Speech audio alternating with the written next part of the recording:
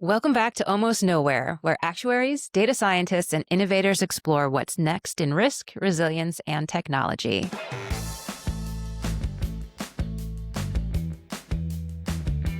Today, we're teaming up with Actuarial Review for a special crossover episode, because when AI meets insurance, there's a fine line between innovation and snake oil. We're here with Sergey Filimonov, and he's going to be presenting a session, AI Snake Oil, What's Real and What's Not.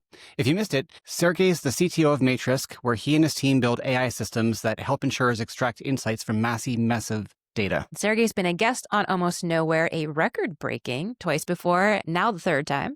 And every time we talk, the landscape has already changed. So today we're taking stock, what's real, what's hype, and what is coming next. So Sergey, welcome back. Yeah, excited to be here. And I did want to also give Rob a quick chance to introduce himself. Our listeners may not have met him. Sure. My name is Rob Kahn, and I am an actuary working over at Horace Mann Insurance, and I oversee the pricing of homeowners and auto. So great to have both of you here with us today. I guess we want to jump on in with our not too serious prompts. We like to start it off light. Which market cap is in AI right now, and how much of that, what percentage of that is snake oil in your estimation? Yeah, I mean, that's a tough question. And I think if I had a great answer to that, I would probably be working at Wall Street. But I do think there's a lot of value being created right now. And the question is how much of that value we're kind of pricing into this future earnings. And earnings are growing like crazy for some of these companies, and they're scaling to hundreds, if not billions of dollars in a matter of months, which is just something we've never seen before. But the question is just how far it'll scale. And I think that's a big question that everybody has right now. And a lot of this is just pricing into these future growth potential that we will see how much of it pans out.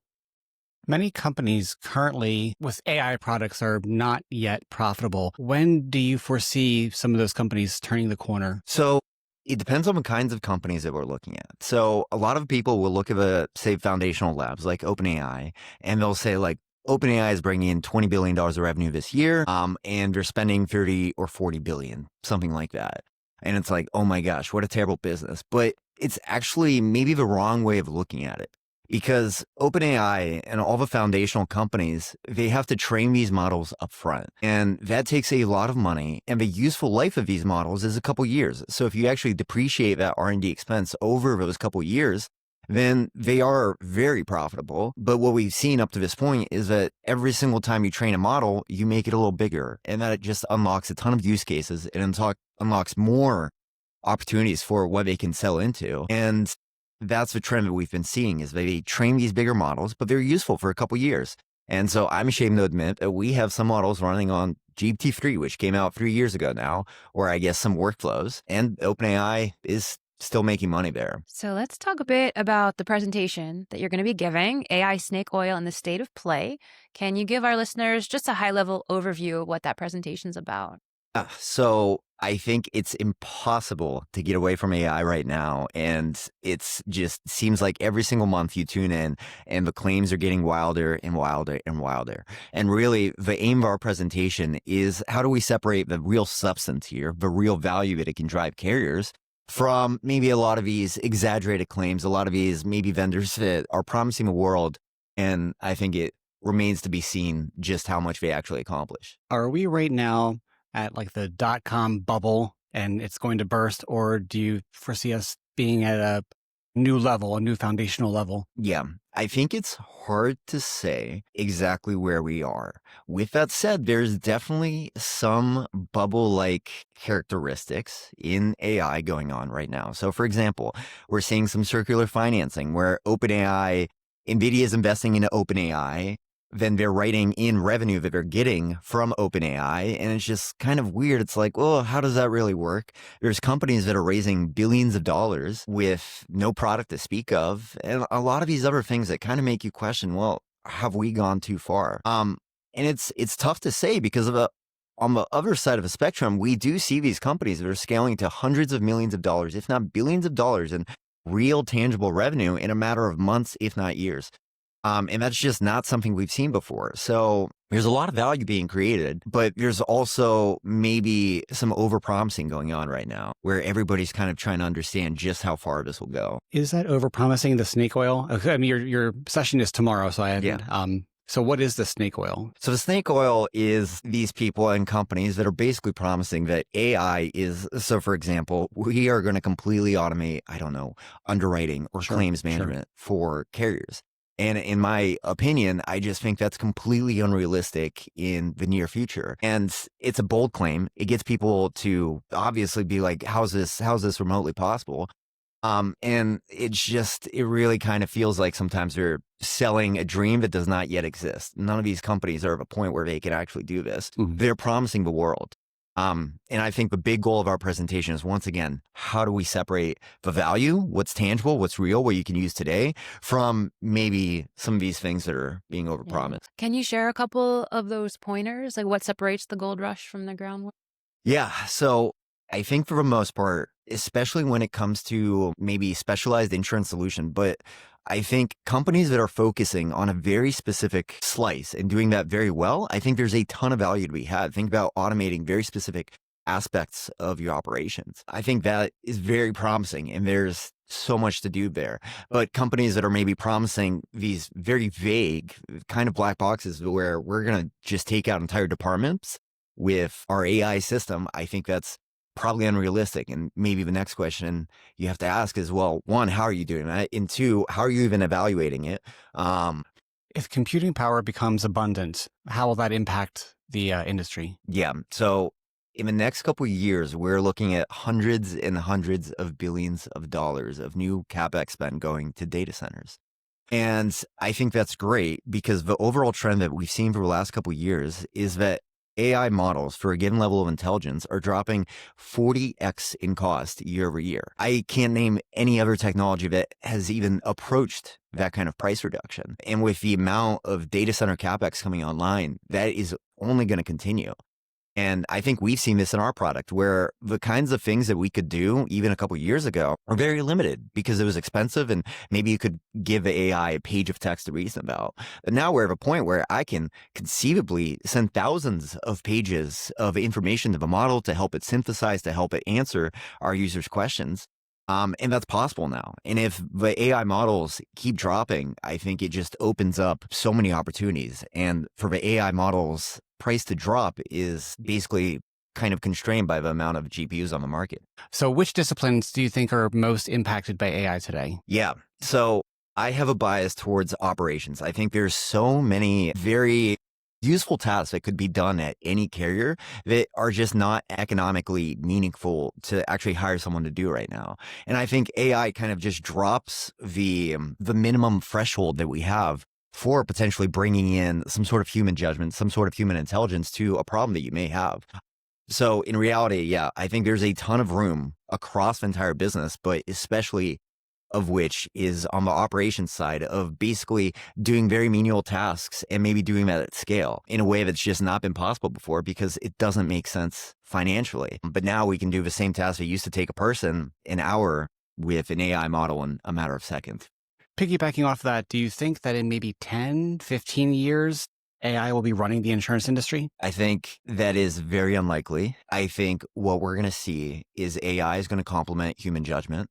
And that's very important within insurance. So we can eliminate a lot of these really menial tasks. And really, I think the goal is, let's say a person has to answer 50 questions, and 45 of them are kind of basic questions that don't really require them to really think about whatever they're doing. There's 5 questions that are important. And I think with AI, we can automate those 45 questions. Like, okay, this is already kind of pre-filled for you. So you have time to focus on the 5 questions that really do matter. I think that's a promise of AI, where we can kind of point our personnel and employees to the stuff that really matters and not have them bogged down on the menial. So right now in the insurance industry, let's just say we have 10 tasks and AI in the future will absolutely eliminate 5 of them. So does that mean half of the headcount go away? Or does that mean that we have other tasks that take place now? Yeah.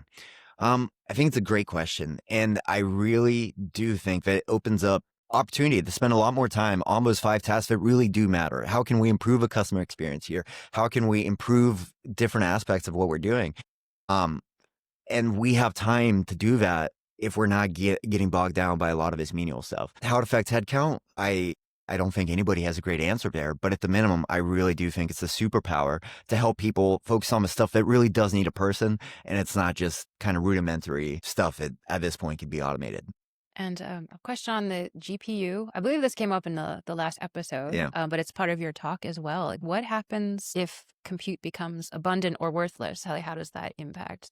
Yeah, the general trend that we've seen over the last couple of years is that we train bigger models on more and more GPUs, more and more compute, and it kind of unlocks new levels of things that we can do with those models. And as more compute comes online, I think it just opens up the kinds of models that we can build. And for the most part, I think a lot of people don't know this, but we are completely GPU constrained right now, where every single one of these GPUs that is coming online is accounted for. And most of the big providers are in a shortage. And it's like, okay, we need more capacity to be able to even serve a need that we have today, much less think about, okay, what does the next generation model look like that can take advantage of this greater compute availability so it can do more interesting things. So once again, in 10 years, do you envision there being 3, 4, 5 large companies, or do you imagine it being a very competitive market with lots of players? In terms of the foundational labs, I think it is very hard to compete with some of these companies that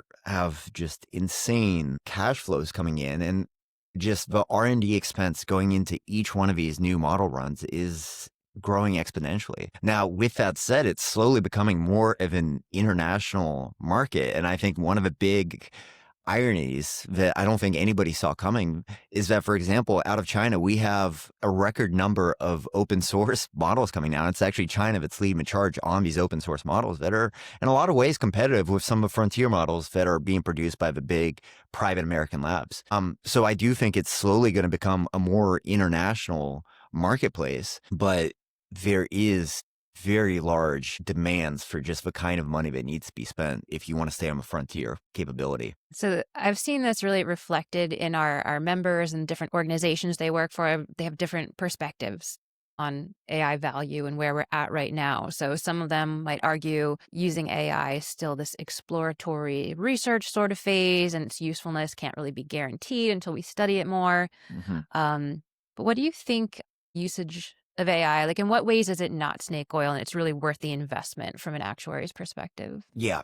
I mean, I think you talk to any actuary and just about everybody is using at least ChatGPT in some form. And it really democratizes the kinds of things that we can do. So I talk to a lot of actuaries that don't know any coding, don't know any Python, but now all of a sudden overnight, just because they use ChatGPT, it's like, okay, I can actually build out some of these advanced tools that really help me do my job. I think that is incredibly promising. And I think there's just so many instances of that you're seeing within companies where this is just getting democratized. And that's not even talking about the more maybe enterprise initiatives of applying AI to a specific process that we have and optimizing that. I think when it comes to that, we're still in the very, very early stages. And a lot of people maybe sometimes forget that. It's going to take a while for AI to diffuse through some of these enterprises. And we're in the first inning there. And yeah. Are you aware of a metric that measures how much it's wrong? I mean, I've played around with ChatGPT, and there have been numerous occasions where it passionately gives me the wrong answer, and then I have to prompt it back over into the right direction. Does such a metric exist? And like, how do we figure out a credibility or a trust level in the responses that we're getting? I would imagine as time goes on, it's going to get better, but Yeah. So this is a huge part of how model providers train their models is they have these things called evals, which is you can at a very high level think about a question and of a correct answer. And basically when we're training a new model, we look at our performance of, okay, here's a list of, let's say 10,000 questions and here's a perfect answer. And how many of those are we getting right? And these evals are so diverse, as you can imagine. They can apply to insurance, chemistry, math, business, finance, literally any one of these. So there's a huge amount of them. To actually adopting AI within the enterprise, you do have to think about, okay, those evals are great, but they tend to be general purpose. How do we actually build out evals for our specific use case that specifically are testing the capabilities that we're interested in? And it's very simple to do. And then every single time a new model comes out, every single time we improve something, we can run it through the set of maybe internal benchmarks that we've set up to kind of track just how good this model is at a given level, given task. Now, something you've said before is AI works best when it's paired with human judgment. There's actuaries, data scientists really need to supply that structure and discipline. So, with your snake oil presentation, what would you say is the lethal dose of snake oil for an actuary before they lose that critical rigor? Yeah, and I think this is going to be an important skill as time goes on. But I think maybe the temptation that many people have is as the models get better and better and better, we want to kind of pawn off a lot of our hard decisions to them. And we need to be careful with that and really thinking about, okay, the model does not understand everything that we do. And it can help you maybe be creative, help you come up with ideas, but it should not replace that human judgment because at the end of the day, you know a lot of stuff that the AI models never will. And you should really treat it more as a helpful co-pilot and not as something that's completely replacing my job, my judgment. That's incredibly important. What happens when compute and energy hits its cap and it's not endless? It's a finite supply. What's going to happen to the industry when we figure that out? Yeah, it is an interesting question, I think. And even right now, so the last couple of years, basically every single year, there's been like maybe not an order of magnitude, but significantly more compute coming online. And these models went from costing $100 million to train to $1 billion to now maybe even close to 10 billion. At the end of the day, you can't go past this There's a that limit. far Yeah. before it just takes over the entire economy, which obviously doesn't make sense.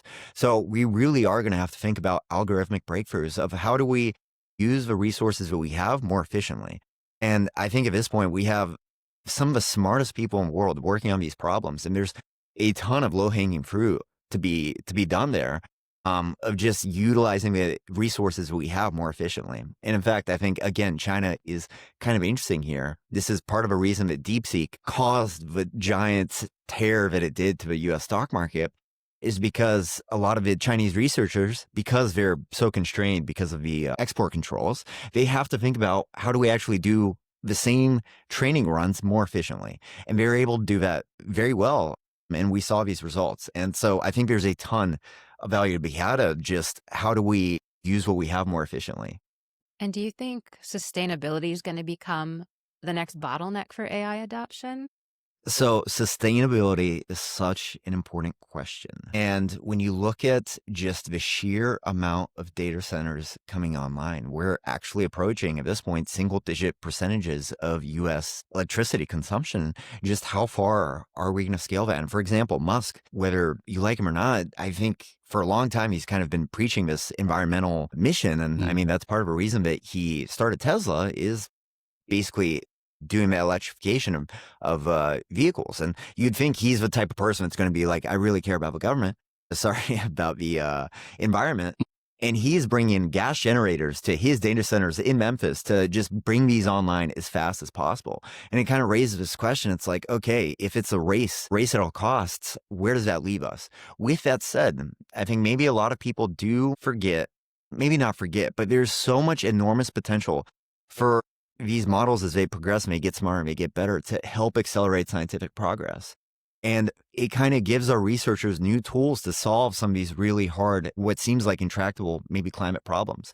And I think that's what a lot of people like Musk, like a lot of these other frontier labs believe is that if we train better models, we're going to accelerate science and that's going to help us solve some of these climate issues. With that said, I think it's a huge open question of just where that balance is. I don't think anybody wants the U.S. to triple its energy consumption to train more and more models. Which nations are at the forefront of this industry? Yeah, I mean, I think it's hard to argue that the U.S. is absolutely maybe dominating right now. With that said, I think China is very, very competitive. And again, they're releasing very powerful open source models that are very impressive. So I think there is kind of, I don't know if I'd call it a war, but just a battle between the U.S. and China of who is going to reach these new levels of capability. So we've talked about reasoning models and reliability, but there's also the part of equation of governance.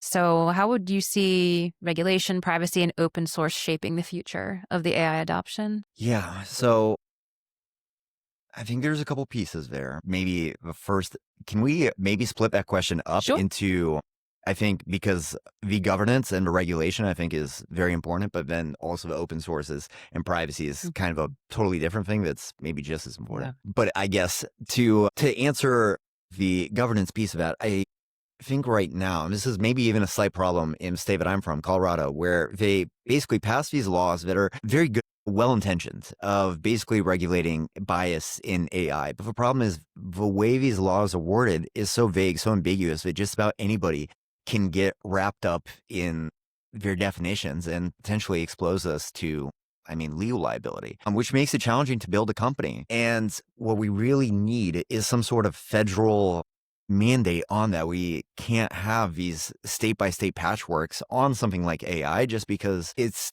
becomes very hard to operate these AI companies that are not just working across the entire nation. They're global. So if we have this patchwork of state regulation, it becomes very challenging to operate. And hopefully, if the U.S. implements some sort of regulatory environment around best practices of AI, around what we need to be doing, I think that is going to be much more valuable than each state kind of figuring out on its own, well, okay, I care about this, I don't care about that. Do you think open source is the answer to the problem of false privacy, where folks think that their data is safe, but it's actually out there? So this is the other, I guess, really important question is, personally, I find it maybe a little concerning that we're essentially uploading our entire lives into these models. And I think before we had Google search, and Google obviously understood a ton about you, but when we talk about talking to ChatGPT, it's like, oh my gosh, this understands. A lot of people are asking it everything about their personal lives. And I think it's maybe a little uncomfortable that there's just some big nameless corporation that has access to it. We don't necessarily have our right to privacy. And that's important. And I really do hope that open source can play a role there, because at the end of the day, we need some sort of guarantees that whatever we're sending these models is not going to be used to train other models, is not going to be used and read by some other person that we've never met, because some of these questions are very, very personal. And I think open source is an important part of that. And in one of your previous episodes of Almost Nowhere, you had warned the real risk isn't bad AI, it's unexamined AI. So I was curious, how are you starting to see that play out now? Are some companies adopting things too quickly? And as an industry, how do we keep the critical skepticism alive without slowing innovation to a halt? Yeah, and this is critical. So the NIC released their AI model bulletin, I think last year. And one of the big things that they want to see is that when you're adopting AI within a company, not only do you need to have robust guardrails, but you also need to have somebody needs to own the decision.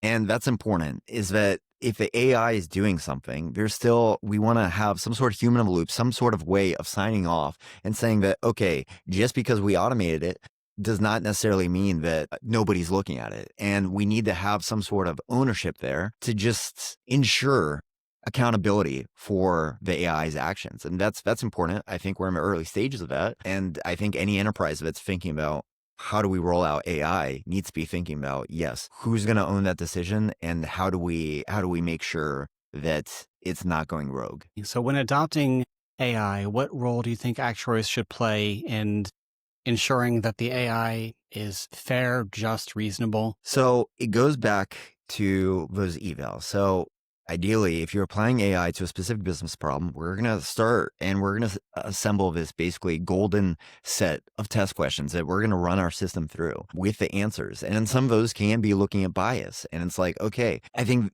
an important thing here is that AI is a very experimental science. No one knows how these models work under the hood. But what we can do is we can design experiments to poke and prod to understand different aspects of a system.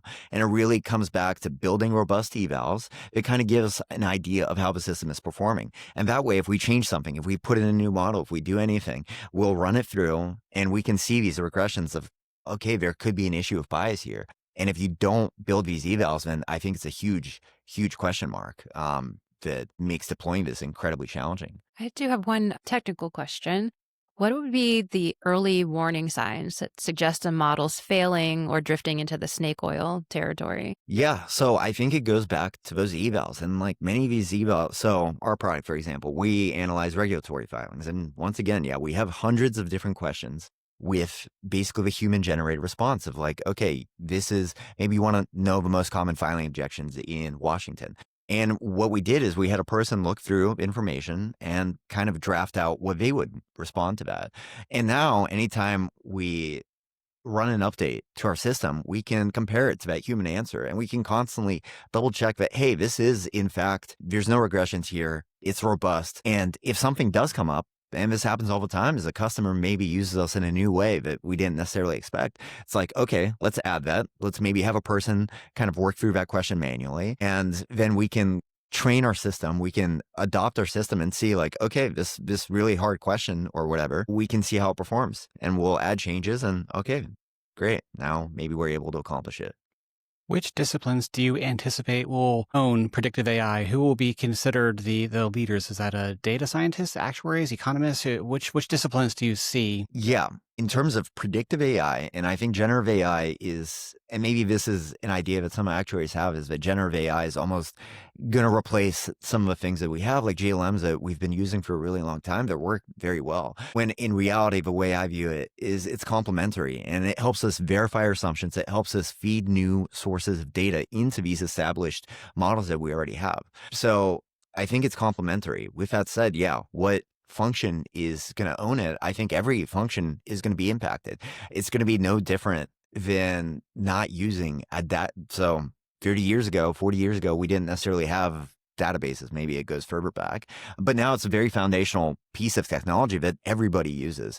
And I would argue that AI is going to be the same way, where this is going to be a foundational technology that every single department uses in some form.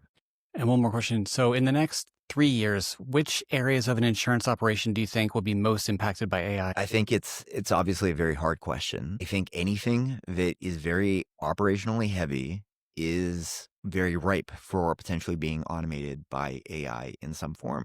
With that said, I think the other interesting piece is, okay, great, we can automate a lot of these tasks that we already do, and that's fantastic. But it also opens up new things that we can do that, once again, maybe didn't make economically meaningful sense before. So I think it's gonna be a very wide net, and we're still in the first inning there. I think it remains to be seen of just how enterprises start to adopt it. And you talk to any one of these large companies, and it's very, very early. And what advice would you give to actuaries who are trying to stay relevant, both technically and strategically, as this evolution keeps? Yeah, I think the big thing is to at least try using the models and not just, okay, I think everybody uses it to help rephrase an email, but maybe try applying it to some of the more challenging things and try thinking about, well, what new things can I do? And maybe even if I'm not necessarily sure if ChatGPT or whatever is necessarily going to be able to help me with it, I'm going to try. And over time, you kind of build up an intuition of what the large language models can do and what they can't do. And that intuition, I think, is incredibly, incredibly important. And that's maybe the more generic answer. Maybe my recommendation to actuaries is try using the models programmatically. So you can go on OpenAI or Anthropic's website, plug in $5 and get some credits, and just try sending a query with Python. And I think it kind of just opens up the ideas of what you think they can do when you do it. It's one thing to interact with these models through something like ChatGPT and a consumer interface, but it's a totally different one when it's like, oh my gosh, I can completely see how I could send maybe 100,000 of these calls and potentially really help me on this specific task that I'm interested in. And then I think also CAS is putting out a ton of great content here of just how we maybe stay relevant also on the business side and how we really think about maybe, what is the snake oil and what is the real substance here that can help improve our operations? Yeah. Do you think it's getting more or less overwhelming than we were, say, a year ago when we were originally talking? It's a good question. I think the absolute rate of progress is so crazy right now, and it's been crazy. I think at the minimum, we're slowly starting to see best practices. We're slowly starting to see companies that are working, and I think that's definitely helpful. Before it was this amazing technology, but everybody's kind of doesn't really know how to apply it. There's no real best practices around it. And I think slowly that's emerging. So I think that's helpful. With that said, just the rate of progress is absolutely crazy. And now it's, every single month there's something just new and amazing coming online. Outside of insurance, which industries do you think will be most impacted? I think answering that question, you really do have to think about the kinds of data that the models are trained on. So, for example, I think part of the reason that you've seen so much progress on software development tasks is because there's so much data around good software development online that the models can just use, and that they've seen during training. People working on it are very familiar with it, and we've seen this amazing feedback loop.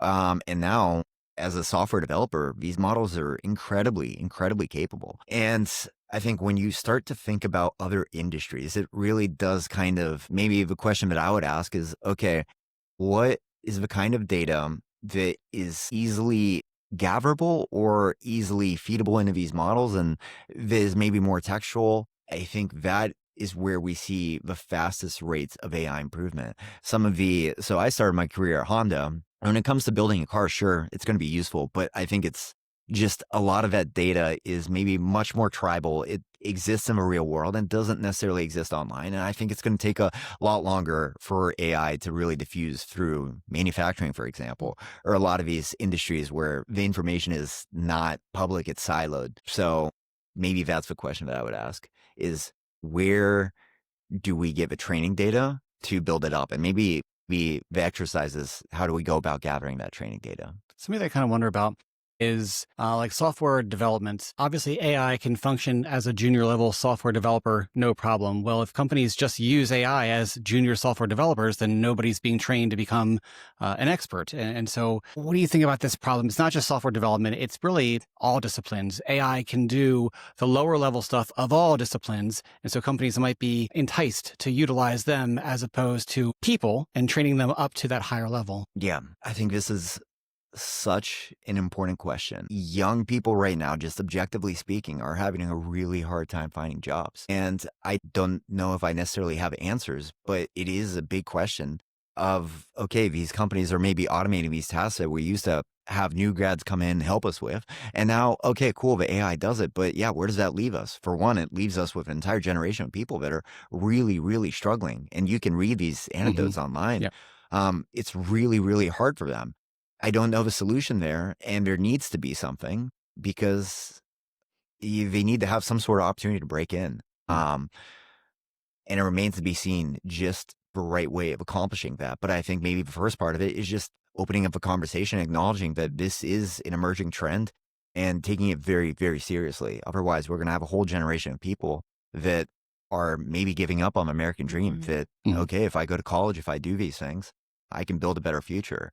But now it's like the jobs just seem to be drying up, and especially it's starting right now on those entry-level jobs. Is there an opportunity for AI to become the way they get that education and they can simulate things so that they can jump into the higher level positions? I think there's going to be, and this is such an interesting topic because, yeah, I'm not sure the best way of doing it. I think there's probably a lot more experienced executives that can maybe lend their perspective on it because we need at least some sort of on-ramp for these people to come in and kind of learn about our businesses. And right now that is just drying up. And I'd be honest, yeah, I'd be very, very curious to have somebody that's thinking about this on, and maybe they can really dive deep into potential solutions.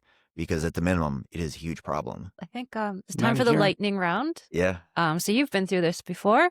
Rob and I are going to ask some rapid fire questions. We can just alternate. What's an AI tool that you use every day? I'm always switching between ChatGPT, Claude, Google solution, but I always find myself kind of coming back to ChatGPT. I find it incredibly helpful. Not Gemini? Gemini has very, very powerful models, but I think their user interface is just kind of lagging. It kind of feels like it was built in 2010. And personally, I just appreciate the level of polish that OpenAI has. Google, for some reason, is not maybe focusing on that as much. Although on paper, their models are really powerful, but I don't really know anybody using them. Played around with them. They always want to add an alien making a peace sign to everything you give it. I don't know why. That's funny. It's funny. What is the overhyped versus underhyped trend in AI or insurance? Yeah, I think underhyped is still thinking about enterprises and very specific problems and figuring out how we use AI to automate that. And maybe a lot of people are saying like, oh my gosh, AI is completely overblown. But once again, yeah, I can't emphasize it enough, just how early we are when it comes to large companies adopting this. And it's going to take time. And I think there's so much value to be had there. In fact, I think recently OpenAI published basically their top list of, I think, like 100 companies that are using the most tokens. And I feel like I didn't see a single established company on there. It's a whole lot of startups. And what that tells me is that, yeah, it's going to take a lot longer for these enterprises to really use these models at scale. So we're in the very first innings there. And there's so much promise in terms of overhyped. And maybe this is part of what the presentation tomorrow is going to be about, is agents. And I love agents. I think for a lot of tasks, they're great. But I think there's way too many people jumping in and just saying, I'm going to build an agent that does this super crazy ambitious task that I need, like I typically would hire somebody for. And it's like, oh, let's slow down here. And let's maybe decompose the problem. I don't think we're just going to be able to throw some AI agent at this really hard problem and all of a sudden it's going to automate this entire business process. It's just not happening near term. What I'm far more interested in is potential co-pilots that can help speed up real people as opposed to try to replace them. What's a book, podcast, or paper that's made you rethink your assumptions? Yeah. So I am a huge Karpathy fan. So I guess for folks that aren't familiar with Andrej Karpathy, he was an early founder at OpenAI. He led Tesla's AI division for quite a few years. And he's also an amazing educator that puts out content on YouTube. And I think recently he did an interview with Dwarkesh where he talked about a lot of the things that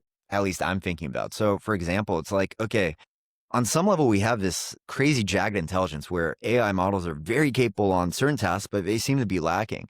And it's like, what is missing? And he brought up maybe an interesting point that I had never considered, but it's like, when you hire a person, it's like, okay, they can kind of watch you do a task. And over time, they're kind of going to get an idea of how to do the job and they'll just eventually be able to do it.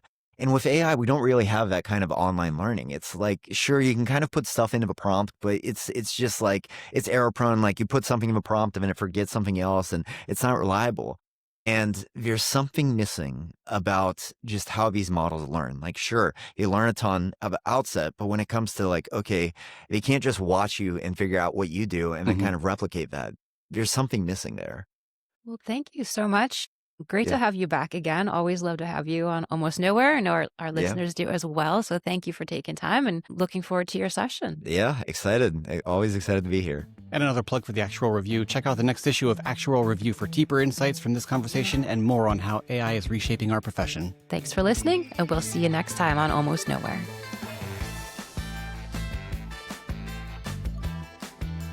The views and opinions expressed by the hosts and guests on this podcast are their own and do not necessarily reflect the official position of the Casualty Actuarial Society, its subsidiaries, or the employers of the hosts and guests. This podcast may discuss topics related to insurance and regulatory issues, but the information shared should not be considered as legal or regulatory advice.